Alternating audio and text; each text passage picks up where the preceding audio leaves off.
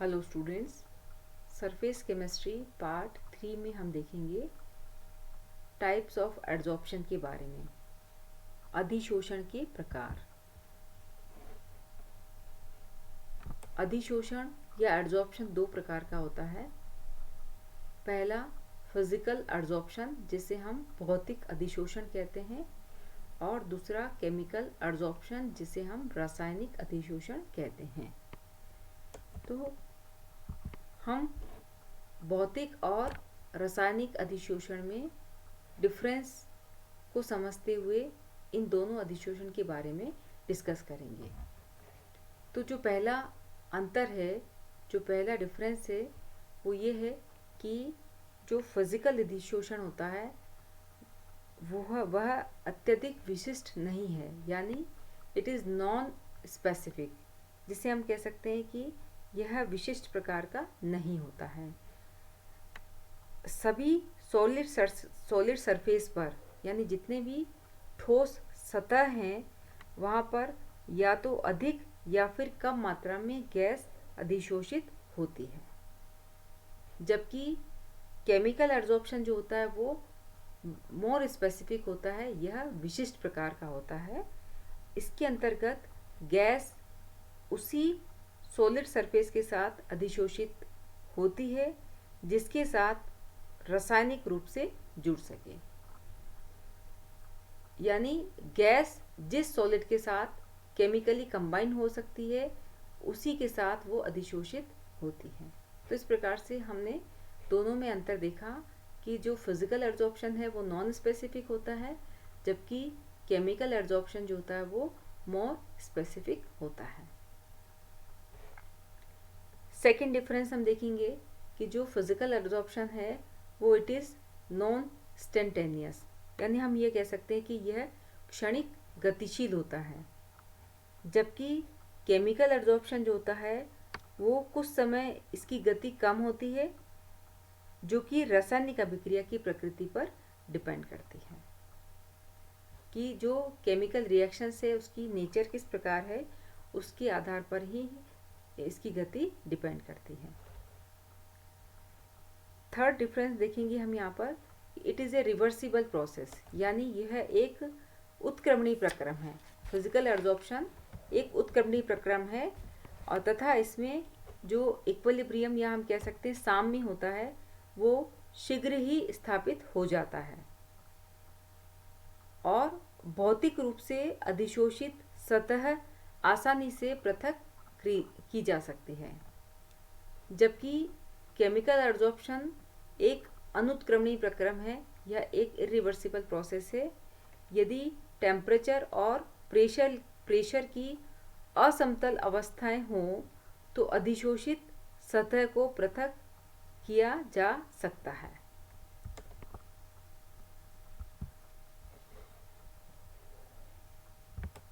Fourth difference है कि heat of adsorption is less.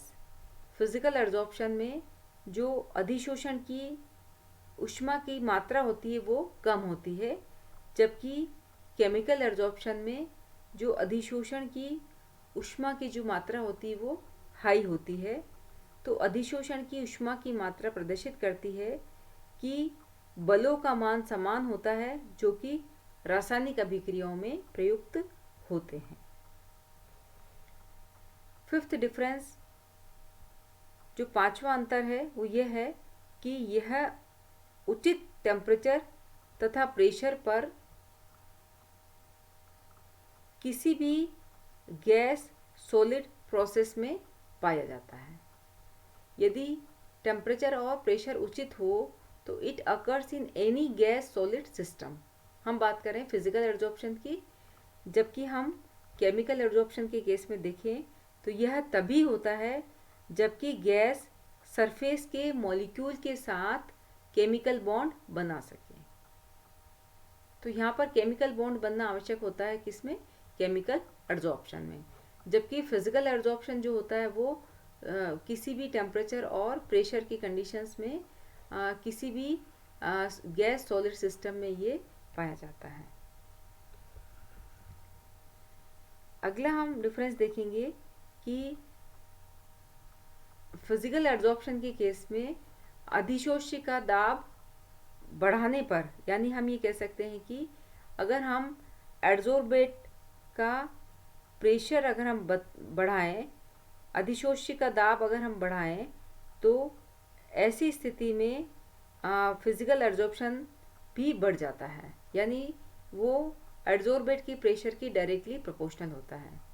जबकि केमिकल एड्जॉर्प्शन के केस में अगर हम एड्जॉर्बेट का प्रेशर इंक्रीज करते हैं तो केमिकल एड्जॉर्प्शन डिक्रीज होता है, यानी वो उसके एड्जॉर्बेट के प्रेशर के इन्वर्सली प्रोपोर्शनल होता है। नेक्स्ट 7th जो डिफरेंस है कि फिजिकल एड्जॉर्प्शन सामान्यतः उस टेम्परेचर पर होता है जिस पर अधिशोषित गैस द्रवित होती है, जबकि जो केमिकल एड्जॉर्प्शन होता है वो सामान्यतः हाई टेम्परेचर पर होता है, यानी यह उच्च ताप पर होता है। परंतु कुछ एग्जाम्पल्स ऐसे भी हैं जिसमें यह कम टेम्परेचर पर भी पाया जाता है। पहले टेम्परेचर के बढ़ने से केमिकल एड्जॉर्प्शन का मान बढ़ता है, लेकिन कुछ सीमा पश्चात टेम्परेचर के बढ़ने पर इसका मान घटता जाता है। तो यहाँ पर हम देखते हैं इस प्रकार से कि x/m में प्रारंभिक वृद्धि होती है और वो ये प्रदर्शित करती है कि केमिकल एड्जॉर्प्शन को भी केमिकल रिएक्शंस की तरह एक्टिवेशन एनर्जी की आवश्यकता होती है। देखिए ये ग्राफ इसी प्रकार से प्राप्त होता है। तो यहाँ यह एक प्रकार से हम इसको कंपेयर कर सकते हैं कि केमिकल रिएक्शन में भी एक एक्टिवेशन एनर्जी प्राप्त करता है, देन प्रोडक्ट में कन्वर्ट होता है। तो यहाँ पर x/m में प्रारंभिक वृद्धि यह प्रदर्शित करती है कि केमिकल एड्जॉर्प्शन को केमिकल रिएक्शंस की तरह ही एक्टिवेशन एनर्जी की आवश्यकता होती है।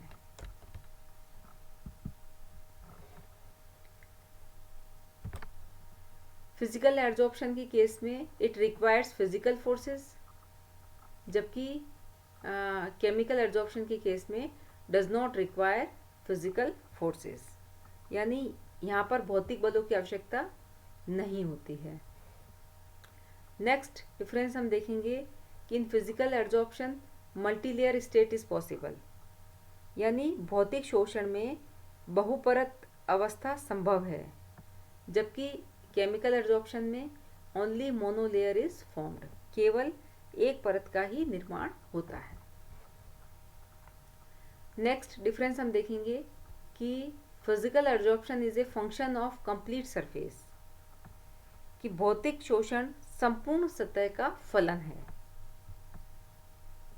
जबकि केमिकल एड्जॉर्प्शन में अधिशोषण एक विशिष्ट दिशा या हम कह सकते हैं कि एक फिक्स्ड डायरेक्शन में होता है, जिसे हम कहते हैं एक्टिव साइट, सक्रिय स्थल उसे हम कहते हैं, क्योंकि केमिकल एड्जॉर्प्शन एक फिक्स्ड डायरेक्शन में ही पॉसिबल होता है। नेक्स्ट डिफरेंस होगा कि फिजिकल एड्जॉर्प्शन में no need of activation energy, यानी सक्रियण ऊर्जा की आवश्यकता नहीं होती है, जबकि केमिकल एड्जॉर्प्शन में एक्टिवेशन एनर्जी यानी सक्रियण ऊर्जा की आवश्यकता होती है। लास्ट डिफरेंस हम देखेंगे कि जो हीट ऑफ एड्जॉर्प्शन यानी अधिशोषण ऊर्जा का मान फिजिकल एड्जॉर्प्शन के केस में 40 किलो जूल पर मोल से कम होता है। Heat of adsorption is generally less than 40 kilo joule per mole, जबकि केमिकल एड्जॉर्प्शन में हीट ऑफ एड्जॉर्प्शन इज कितना होगा, ये 40 to 400 किलो जूल पर मोल। तो इस प्रकार से हमने आज फिजिकल एड्जॉर्प्शन और केमिकल एड्जॉर्प्शन में डिफरेंस देखे। Thank you very much.